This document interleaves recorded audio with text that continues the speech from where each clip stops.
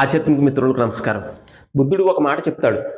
ఏంటి అంటే, మేము శారీరకంగా ఒక 50 సంవత్సరాలు ఆరోగ్యంగా ఉన్నాం, 90 సంవత్సరాలు ఆరోగ్యంగా ఉన్నాం, 100 సంవత్సరాలు ఆరోగ్యంగా ఉన్నాం అనేవాళ్ళు ఉంటారు. అంతకంటే ఎక్కువగా ఆరోగ్యంగా ఉన్నాం అనేవాళ్ళు కూడా ఉండవచ్చు. కానీ మానసికంగా మేము ఆరోగ్యంగా ఉన్నాము ఒక నిమిషం అనేవాడు మటుకు దొరకరు.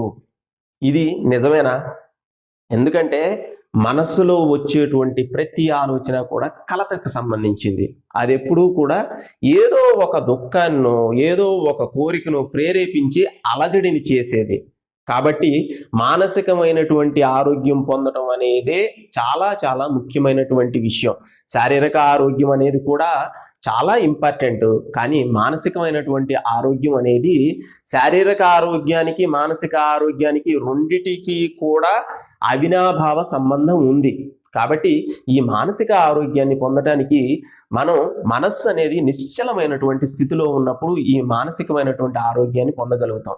కాబట్టి క్రియాయోగ అనేది చేయటం ద్వారా ఈ మానసికంగా శాంతమైనటువంటి స్థితి పొందినప్పుడు ఈ మానసికమైనటువంటి ఆరోగ్యం అనేది కలుగుతుంది. కాబట్టి ప్రతి వాళ్ళు కూడా క్రియాయోగ సాధన అనేది ఖచ్చితంగా చేయండి.